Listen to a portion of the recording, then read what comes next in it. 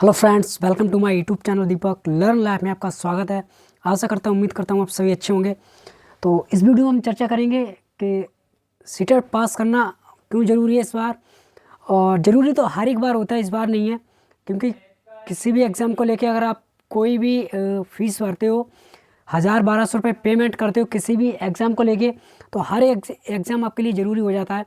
1000-1200 रुपये जो आप फॉर्म की एक बार फीस पे करते हो, तो ये आपको ही पता होता है, आपको महसूस होता है कि जब जेब से निकलते हैं ना, जब जाते हैं तो लगता है।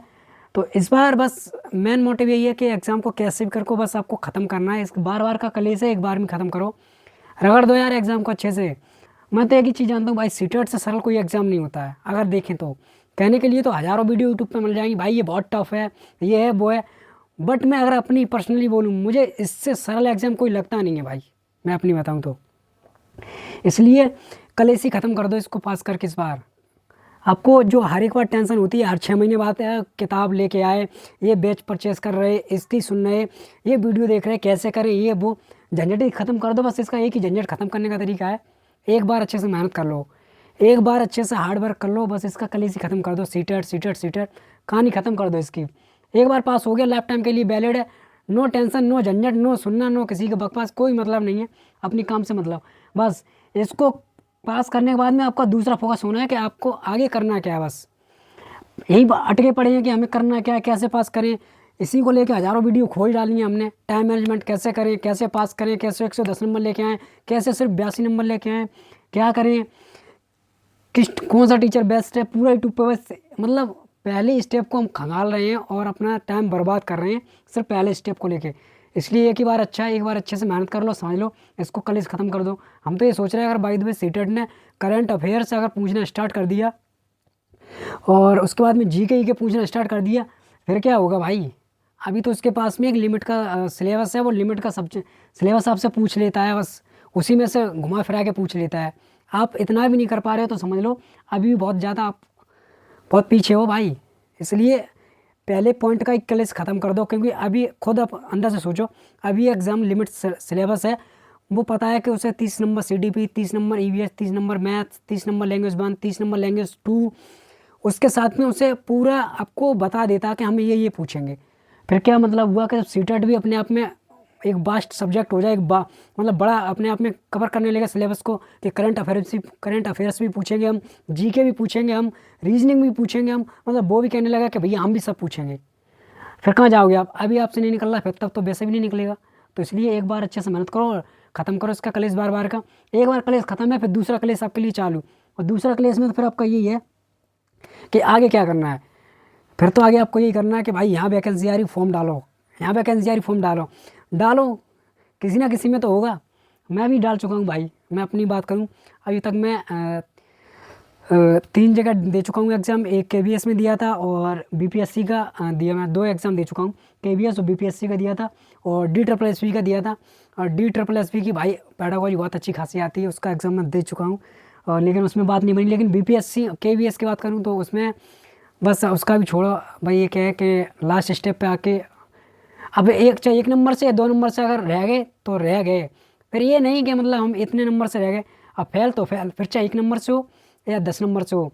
तो हम तो वही सोच लेते हैं, अगर 1 से फेल हो गए तो फेल हैं तो फेल हैं, उससे फिर मतलब सोचते नहीं है ज़्यादा। बीपीएससी TRE 3.0 का दिया था, बस उसमें भी यही मान लो नहीं हो पाया। आगे मतलब संघर्ष कर रहे हैं हम भी आपकी तरह हैं, लेकिन बस हमारा ये स्टेप ख़त्म है। हमारा यूपी टेट भी ख़त्म है, यूपी टेट भी मतलब ऑलरेडी उसका क्लेश ख़त्म कर चुके हैं, सीटेट का भी 2 बार ख़त्म कर चुके हैं।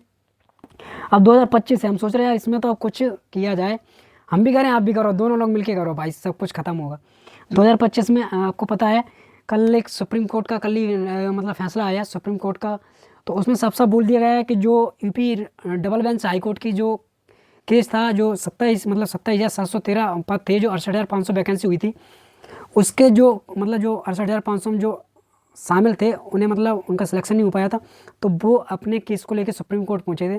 तो सुप्रीम कोर्ट ने मतलब सीधा कल डिस्पोज के केस कर दिया, और उसमें सीधा बोल दिया कि इसमें मतलब दोनों लोग वो करेंगे, फॉर्म डाल सकते हैं, न्यू भी डाल सकते हैं, और जो ऑलरेडी पहले से डाल चुके हैं वो भी डालेंगे, मतलब ऑल कैंडिडेट फॉर्म फिल कर सकते हैं। तो कुछ नहीं मिलेगा तो भाई 27,713 तो मिलेगा। 27,713 तो यार मिलेगा कुछ ना मिलेगा, किस्मत होगी तो मिलेगा इसमें भी एक सीट। किस्मत क्या, बस मेहनत है, अब मेहनत कर लो। और वैसे ये वैकेंसी इतना जल्दी आपको देखने को नहीं मिलेगी, इससे पहले आपको एक यूपी टेट देखने को मिलेगा, उसके बाद ही आपको एस्टेट देखने को मिलेगा, यानी कि जो कि सुपर टेट होता है तभी देखने को मिलेगा, उससे पहले नहीं। यूपी टेट मिलेगा तो कम से कम अगर इसका नोटिफिकेशन आएगा तो फरवरी में आपको देखने को मिलेगा। उसके बाद फिर इसका भी वही रिजल्ट आएगा। हो सकता है इसमें जानबूझ के ऐसे प्रश्न आपको रख दिए जाएँ कि इसको केस लेके हाईकोर्ट पहुँचो। मतलब यूपी के अंदर आपको पता है सिर्फ भाषणबाजी में कटा, मतलब खूब वैकेंसी आ रही दबा के, और कोई मतलब नहीं है। भाषण में वैकेंसी आपको देखने को मिलेगी, न्यूज़पेपर में देखने को मिलेगी, लेकिन धरातल स्तर पर नहीं है। उसके बाद स्टेट तो मान लो आपका, हम तो मेरे हिसाब से 2025 हो सकता है एंड आते आते तब ये वैकेंसी मतलब ख़त्म हो पाए। और बात करें इतने पद तो नहीं आएंगे इसमें, प्लस ही होकर डिमांड की जाएगी, क्योंकि इस इतने से कुछ होने वाला है नहीं। 6 साल होगी ना छात्रों को इंतजार करते करते, तो इतने से कुछ होने वाला है नहीं। इसमें ऐड हो जो कई बार मुख्यमंत्री का एक ही बयान है उनका, तो भाई रट लिया है कि अनुपात समानुपात बराबर है। तो अब सुप्रीम कोर्ट ने एक चीज़ क्लियर कर दी, इसको हरी झंडी मिल गई है, अब वो कुछ कर नहीं सकते। दूसरा पॉइंट ये है कि इसमें ऐड होंगे लगभग 60-70 तो आए वैकेंसी, 60-70 हज़ार, इससे कम तो नहीं आए। तो इसलिए कहते हैं भाई कलेश ख़त्म करो, इस सीटें टीट का रोना, बार बार का रोना, एक बार रो लो अच्छे से, इसे ख़त्म करो। आगे करना क्या है ये सोचो, इस पर दिमाग दो, कौन सी वैकेंसी आ रही, किस स्टेट में आ रही है, तो बस इस पर फोकस करो। तो इसलिए हमने ये वीडियो बनाई थी ताकि आपको अपने दिमाग के अंदर जो भी है चीज़ वो ख़त्म हो जाए आपकी। हमारा मतलब मेरा कहने का मतलब एक ही चीज़ है कि भाई यार ये सीटेट अभी बहुत सरल है, हम अभी आपको समझा रहे हैं उस लैंग्वेज में। हम इस चीज़ को आप खुद देखो, एनालिसिस करो। बाय द वे ये अपना सिलेबस बढ़ा दे, इसमें ये पूछने लगे कि हम करंट अफेयर्स भी पूछेंगे, जीके पूछेंगे, हिस्ट्री पूछेंगे, यहाँ से पूछेंगे, वहाँ से पूछेंगे। अगर सोचो तब ये कितना बड़ा हो जाएगा, तब आपके लिए बहुत बड़ा टास्क हो जाएगा इसे पास करना। अभी आपके पास में बहुत अच्छा चांस है कि एक लिमिट का सिलेबस है, लिमिट के अकॉर्डिंग पूछता है आपसे, कोई ज़्यादा नहीं पूछता है, कोई ज़्यादा सीधा सिलेबस, नो बकवास, कोई बकवास नहीं है। आगे क्या करना है उस पर अपना ध्यान दो, एक को ख़त्म करके बाद।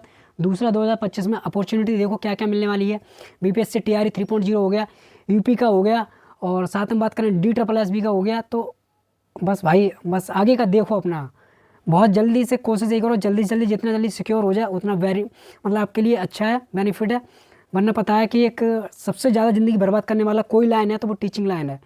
अगर आपको अपनी ज़िंदगी बर्बाद करना है तो टीचिंग लाइन में घुसाइए, आपका कोई दिक्कत नहीं, आराम से ज़िंदगी बर्बाद हो जाएगा, हंसते हंसते लग जाएंगे रास्ते, बस ये हाल है। तो बस वीडियो बनाने का यही पर्पज़ था। वीडियो पसंद आया तो लाइक कर देना, चैनल को सब्सक्राइब कर लेना। आप लोग सब्सक्राइब नहीं करते भाई, पता नहीं क्यों यार, हमसे दिक्कत है, हमारी शकल से दिक्कत है।